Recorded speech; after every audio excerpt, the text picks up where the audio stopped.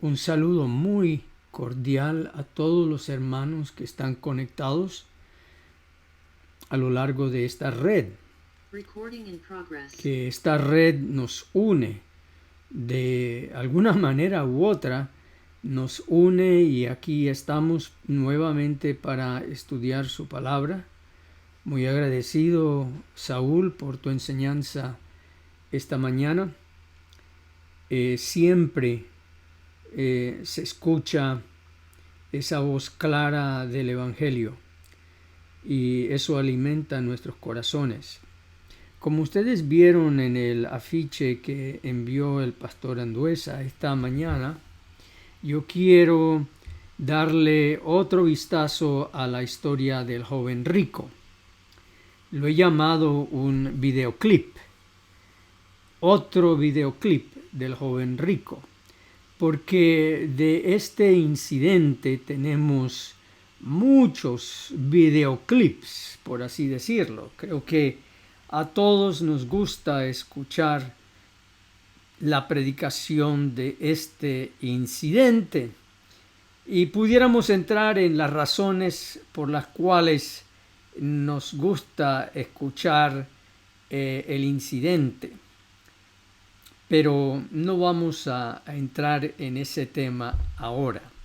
Pero sí quiero ir a la palabra en este momento y compartir con ustedes lo que encontramos allí. Voy a ver si puedo encontrar la palabra según la veo aquí. Voy a buscarla. Yo pensé que la tenía toda aquí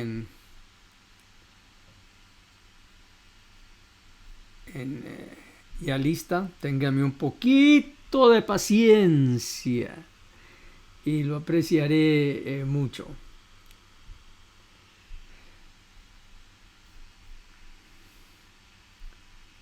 Siempre uno piensa que tiene las cosas listas, ¿no? Pero no es así.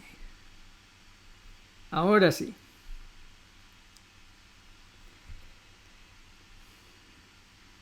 Vamos a leer el pasaje en cuestión de el joven rico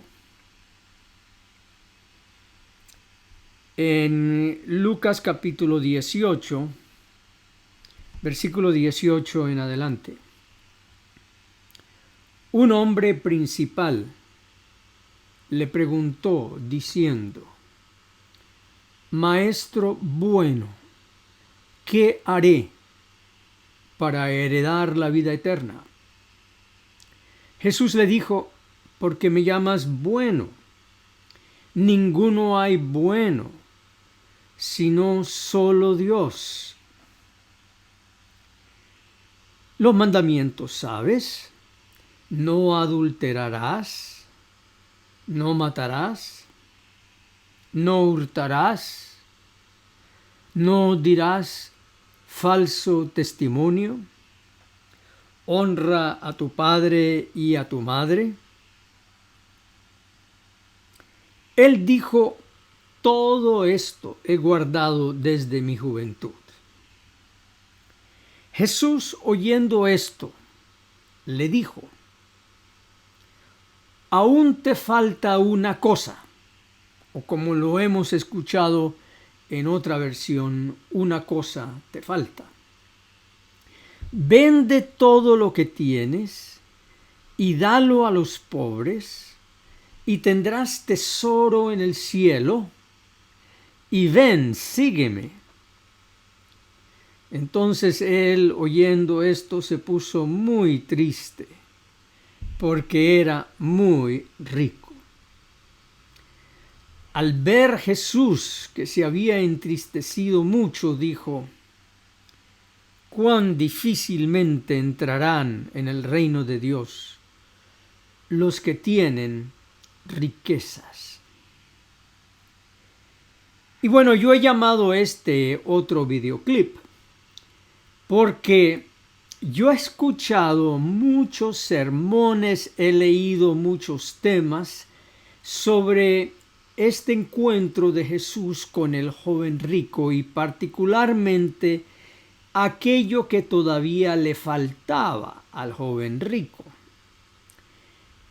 Y nunca he escuchado en sí cuál es esa cosa que falta. Algunos han dicho que le faltaba humildad, que le faltaba generosidad, que le faltaba compromiso, que le faltaba desprendimiento, en sí que le faltaban muchas obras todavía. Así que, ¿será cierto que el joven le dice a Jesús: he guardado los 10 mandamientos, ¿me falta algún mandamiento más? Y Jesús le dice: sí, te falta 4 mandamientos. Vende, dalo, ven, sígueme. Y los estudios que he escuchado sobre este tema se concentran en cada una de esas acciones o de esas obras, como si Jesús le estuviera dando más mandamientos al joven para guardar, que él se dio cuenta que no podía guardar y por eso se fue triste. Y la aplicación de estos estudios, de estos otros videoclips, es que en contraste con el joven rico, o a diferencia del joven rico, nosotros sí podemos hacer esas cosas. Suponiendo que ya guardamos todos los mandamientos, puede ser que nos faltan esas cosas, dejar el amor por las riquezas, al vender todas las propiedades y los bienes, identificarse con los pobres, la solidaridad con los pobres. También he escuchado temas que se basan en eso. Tener tesoro en el cielo, no acá en la tierra, es tener una vida espiritual de comunión con Dios, en el cual tú estás conectado con el tesoro que es Cristo, el Espíritu Santo, y luego vivir una vida de discipulado, siguiendo en las pisadas de Cristo. Yo creo que la mayoría de ustedes habrán escuchado algún tema que se fija en algunas de estas obras que le faltaban al joven y que todavía había que luchar y trabajar un poco más para obtenerla. Y entonces esa cosa que falta le dan el nombre de más dedicación, más sumisión a la voluntad de Dios y cualquier otra cosa que puedan atar con el tema de alguna obra en particular o algún conjunto de obras que en su conjunto son las cosas que le faltan al joven. Bien, si no se trata de estos videoclips, entonces, ¿qué otro videoclip podemos entender de toda esta historia? Yo les quiero proponer que Lucas 18 es toda unidad, una unidad en la cual encontramos la respuesta a aquella cosa que todavía falta. Desde su comienzo en Lucas 18 hasta el fin, hay una serie de anécdotas, hay una serie de narraciones que pareciera que no están entrelazadas, pero todas ellas muy conocidas.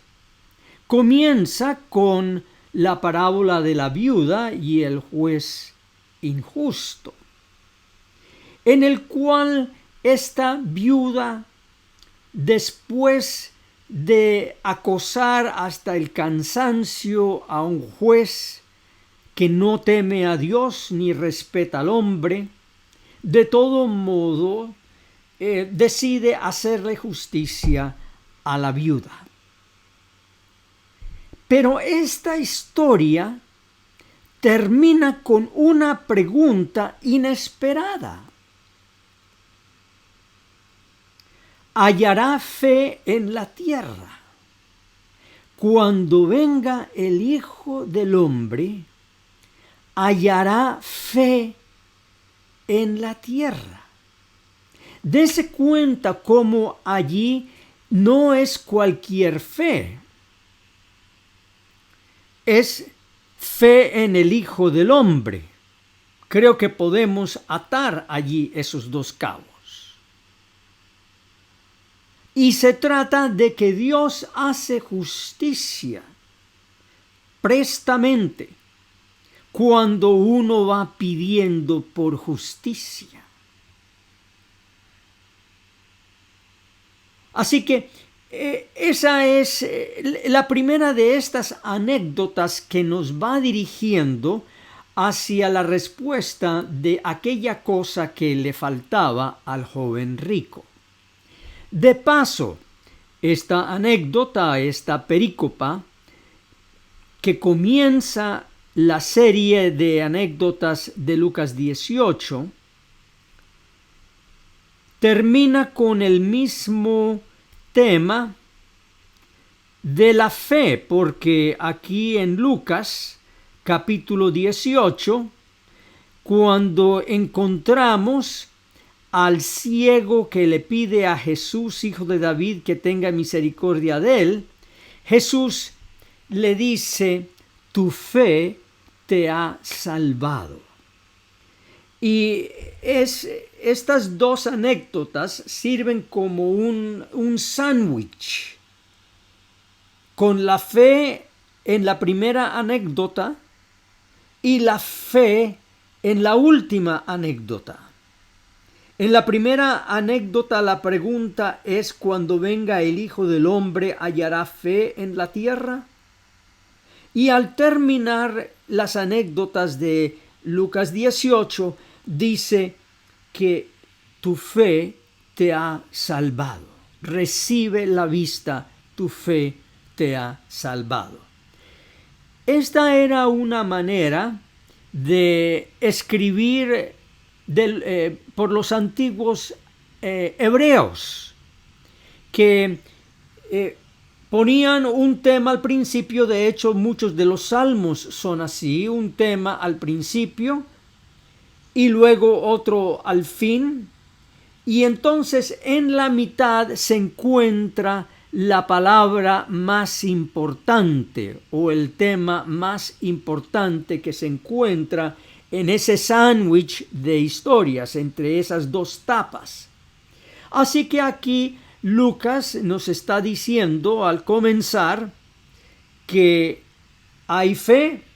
El tema tiene que ver con la fe en esta serie de parábolas y termina con la fe. Por lo tanto, tenemos que encontrar cuál es el meollo que está en la mitad, a lo cual todo apunta.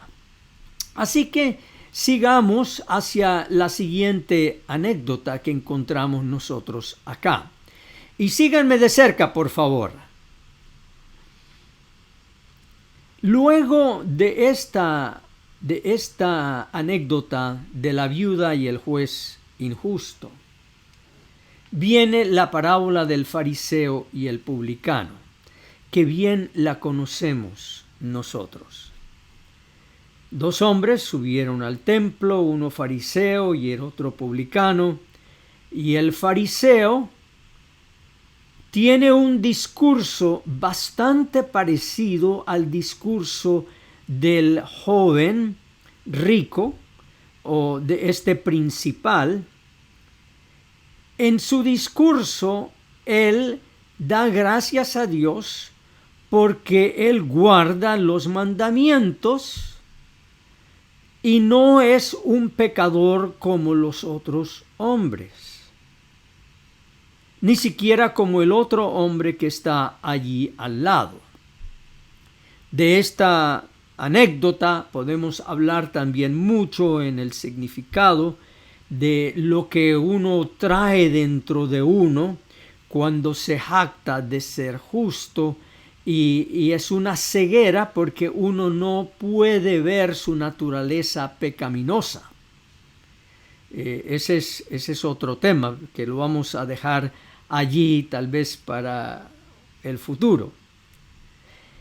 El publicano, por otro lado, estando lejos, no quería ni aun alzar los ojos al cielo, sino que se golpeaba el pecho, diciendo: Dios, sé propicio a mí, pecador.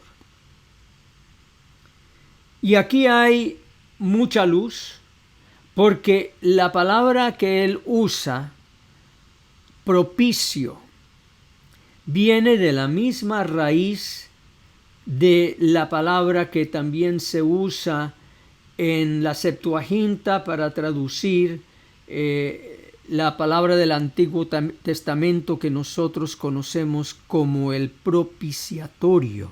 Es la misma palabra. En otras palabras, el publicano estaba diciendo: Dios, sé tú mi propiciatorio, porque yo soy un pecador. Y el propiciatorio era el lugar donde se asperjaba la sangre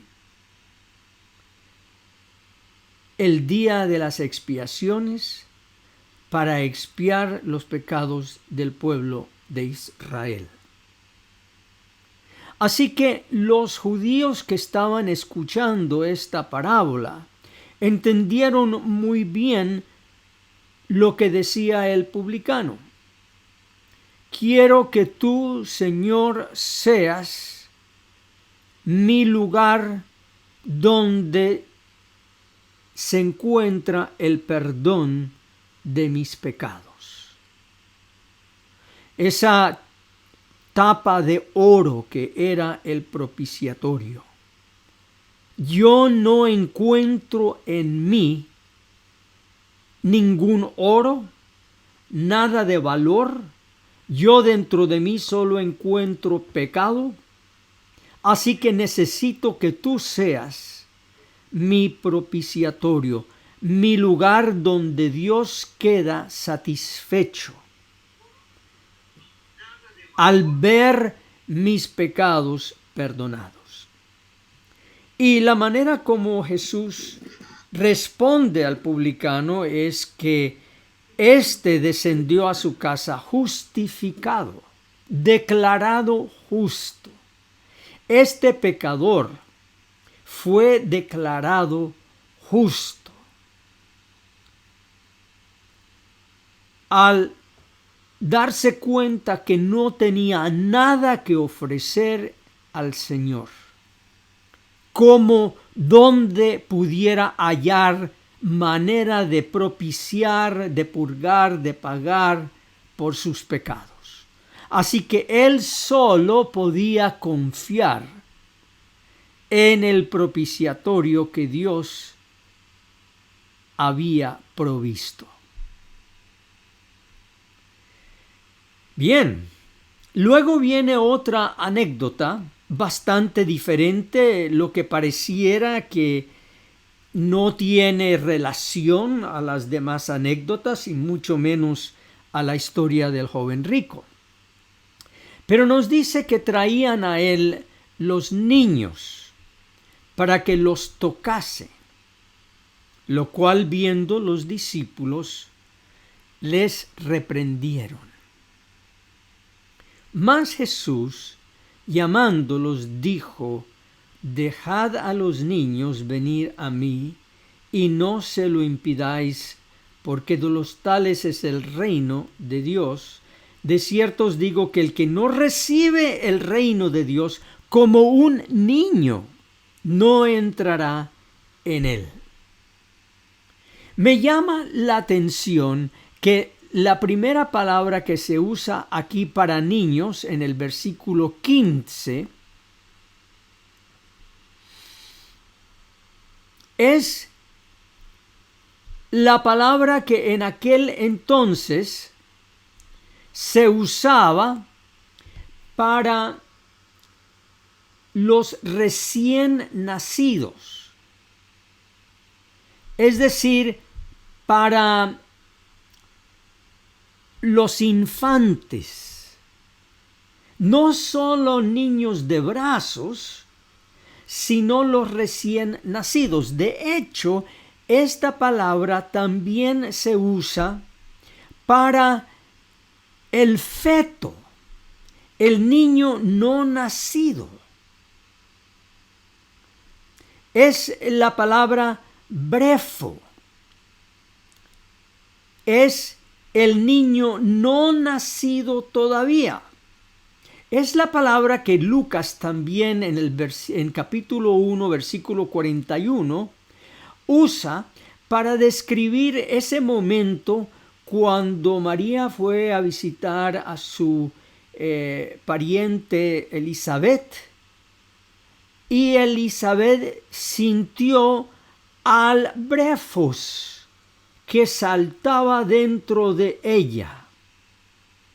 Al ver o al escuchar o al darse cuenta que María también estaba embarazada. Así que brefos se usa para el niño no nacido, el feto. También se usa para describir el nacimiento de Cristo cuando lo envolvieron en pañales y lo pusieron en el pesebre. Ese es el brefos. Así que aquí nosotros encontramos en esta parábola que los niños que trajeron para que Jesús los tocara eran recién nacidos. Lo que me llama mucho la atención que una mujer que recién ha dado a luz se tomase todo el problema, el dolor, la incomodidad de llevar a su bebé por las colinas y los caminos de ese lugar para que Jesús tocara a su recién nacido. Había un tremendo interés de parte de la mujer en Jesús, y yo hasta me imagino que algunas de estas mujeres eran mujeres embarazadas que ya mostraban para que Jesús las tocara también a ellas y de esa manera también tocara a su brefos, a su feto, aquella criatura que estaba creciendo en el vientre. Ahora, cuando Jesús dice, el que no recibe el reino de Dios como un niño, no entrará en él. Pero aquí Jesús es como si pusiera una paradoja, porque estos niños no tienen la capacidad de recibir el reino de Dios. Ellos no tienen la fuerza de voluntad para decir acepto a Cristo como mi Salvador. Ellos no tienen la fuerza de la decisión, el albedrío para decir voy a entregar mi corazón a Jesús.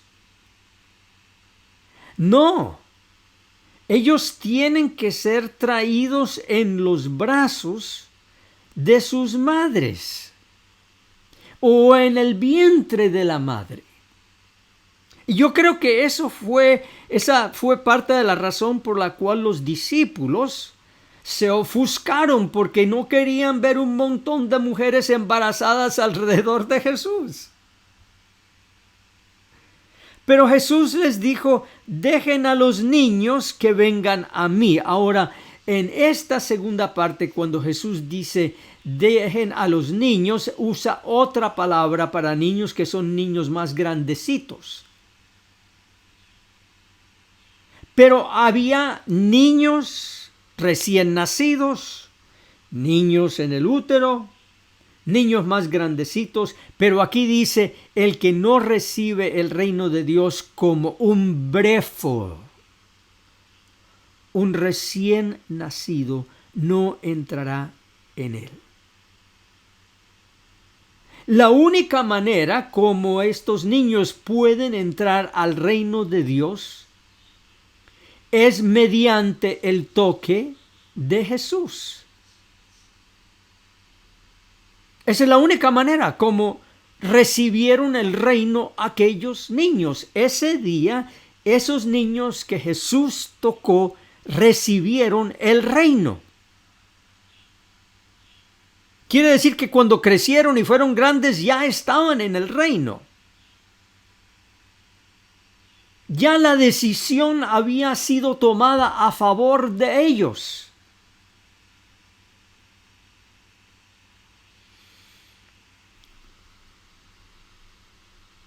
Recuerden que todo este tiempo estamos tratando de ver cuál es aquella cosa que le faltaba al joven rico. Ahora dice del joven que era un hombre principal, era un argón, era un dirigente, la palabra significa que tenía mando, que tenía autoridad. Esta persona estaba acostumbrada a tener la última palabra en tomar las decisiones sobre otras personas.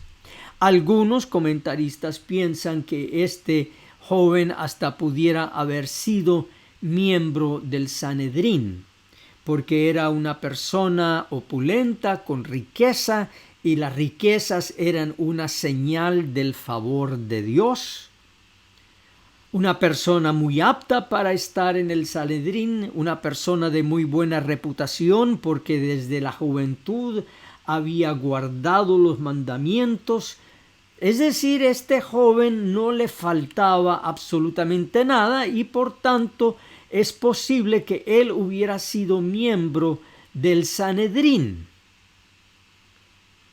Y hasta pudiera haber sido enviado para probar a Jesús por parte del Sanedrín, aunque aquí no lo dice. En otras ocasiones hay personas que fueron enviadas para probar a Jesús. Pero de hecho, su pregunta delata que él no conoce absolutamente nada de la gracia. Porque él pregunta, ¿qué haré para heredar la vida eterna? Es que uno no tiene que hacer nada para ser heredero. Solo ser hijo. Si no eres hijo, no puedes ser heredero, no importa todo lo que hagas. Así que este joven no entendía lo que era la misericordia y la gracia de Dios, o tenía en muy alta estima sus obras, tan alto así que él pensaba que aún no siendo hijo, él pudiera ganarse el título de hijo por cualquier obra que Jesús le impusiera. Pero más bien lo que se ve aquí es que este joven quería demostrar su virtuosidad en público. Y Jesús le dice, ¿por qué me llamas bueno? Ninguno hay bueno sino solo Dios. Aquí pudiéramos detenernos a hablar del trasfondo de esto en el Antiguo Testamento. Porque en el Antiguo Testamento, particularmente en los Salmos, solo Dios es bueno, y bueno es Dios para con Israel. Y la bondad de Dios se demostraba en la promesa del Mesías, y en particular del Mesías sufriente. Así que inmediatamente Jesús le dice: ¿me estás por si acaso identificando con el Mesías? Porque si es así, estás en lo correcto.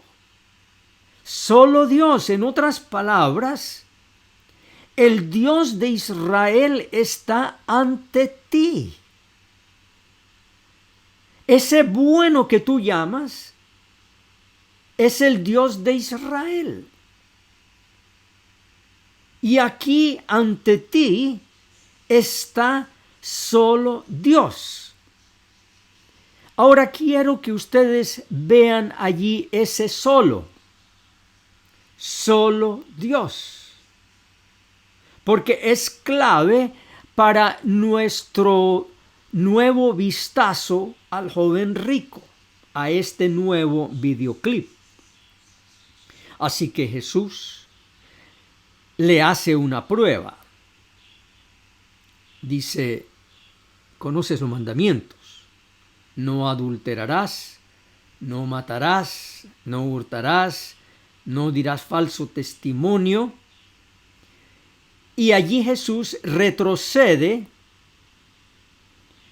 al mandamiento: honra a tu padre y a tu madre. Él no sigue con el 10º mandamiento, que es el mandamiento de la codicia. Porque el 10º mandamiento se ha descrito como el mandamiento imposible de guardar, el mandamiento que mató al apóstol Pablo, porque el 10º mandamiento es claramente: no tendrás naturaleza pecaminosa. Ese es el 10º mandamiento. No tendrás una naturaleza codiciosa. No tendrás una naturaleza lujuriosa. En otras palabras, el 10º mandamiento te dice: no serás pecador. En tu naturaleza.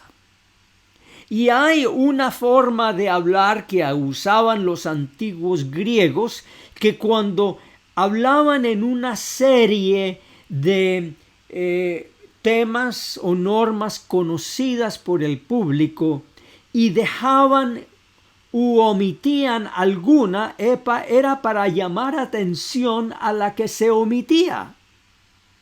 Y aquí el Señor omite el 10º mandamiento como para llamar atención al 10º mandamiento. Y el joven le dice: todo esto lo he guardado desde mi juventud. En otras palabras, este joven no se conocía a sí mismo. No conocía su corazón codicioso, porque él no podría haber guardado este mandamiento. Y es la razón por la cual él no puede deshacerse de sus riquezas, porque no reconoce su naturaleza pecaminosa. Pero vamos aquí entonces. Cuando Jesús escucha todo esto, le dice: una cosa te falta.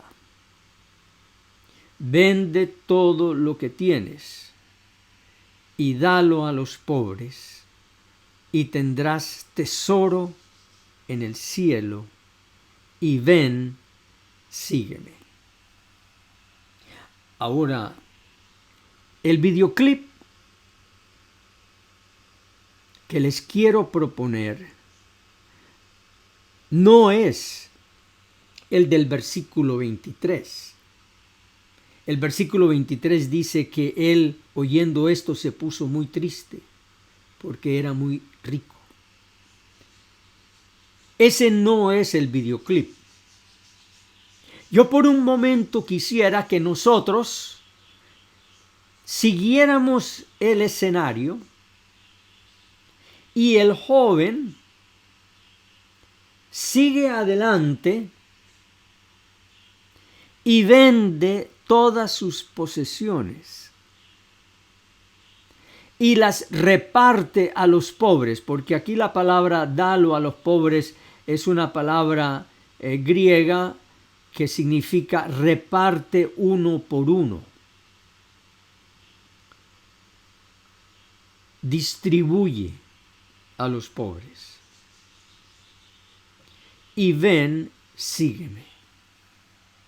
Entonces, si el joven rico hubiera hecho todo esto, ¿con qué hubiera quedado? ¿Con qué se hubiera quedado? Ese es el videoclip. Mírenlo en su imaginación. Reparte todas sus riquezas. Tal vez le toma 1 año, 2 años deshacerse de todo. Ir a los barrios más pobres, distribuir. Y finalmente, ¿con qué queda él?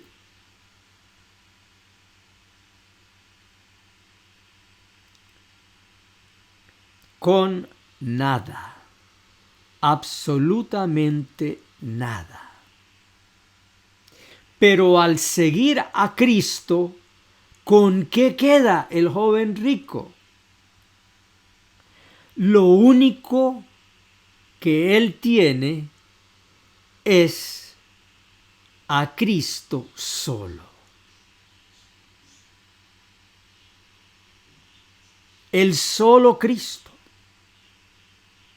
Por eso les dije que vieran bien allí en el versículo 19 cuando el Señor dice, ninguno hay bueno sino solo Dios. Si el joven rico hubiera quedado totalmente despojado de todo, él solo hubiera quedado con Cristo. Allí nosotros podemos ver cómo los reformadores del siglo XVI y del XVII veían estas joyas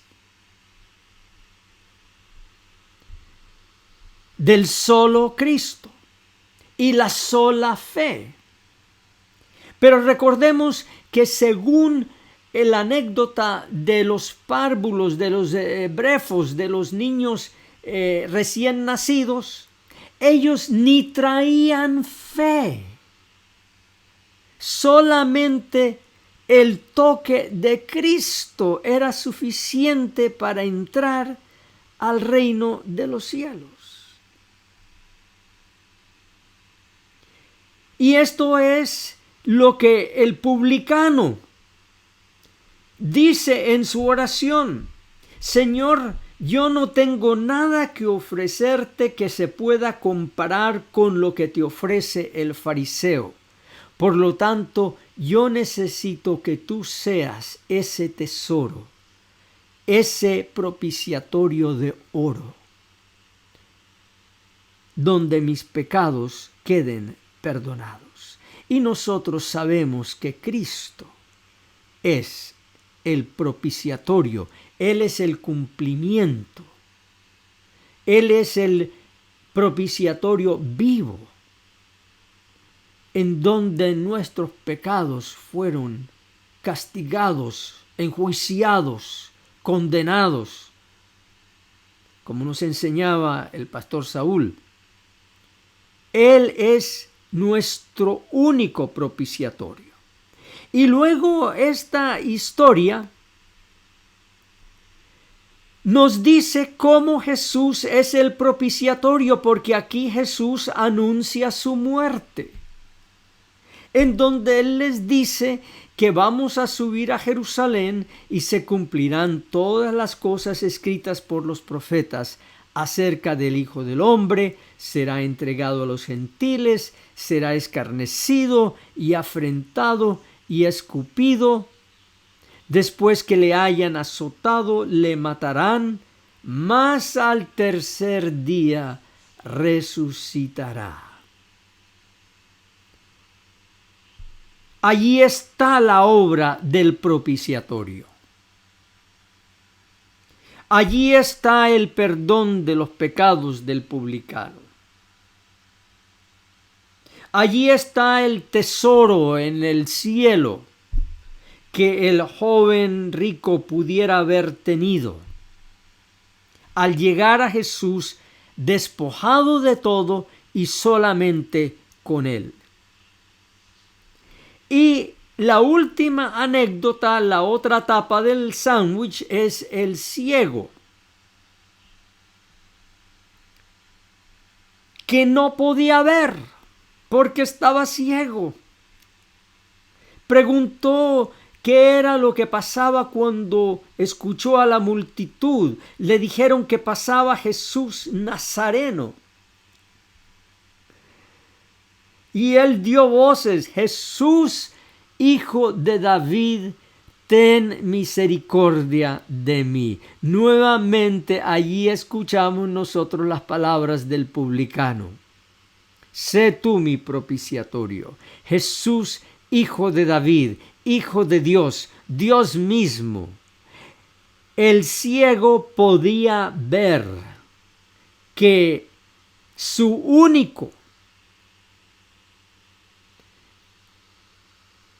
lo único que podía tener en esta vida era que Jesús, Hijo de David, tuviera misericordia de él. Él ni siquiera grita: dame la vista. Eso viene después. Pero lo primero que él pide es misericordia.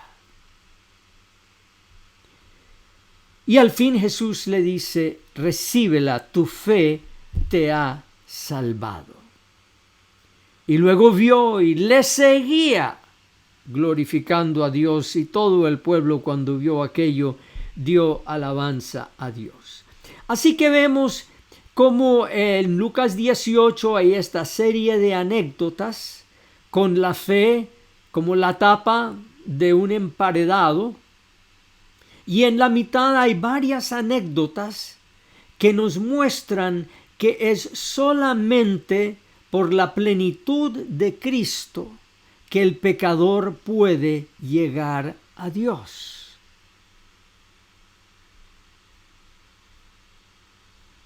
Y tanto así, de tanto valor es Cristo, que aún un recién nacido, un feto, aún llega al reino de Dios por el solo Cristo. En esta enseñanza del joven rico no nos impone a nosotros más obras que hacer, más mandamientos que cumplir, más pecado sobre el cual tenemos que ser victoriosos. No.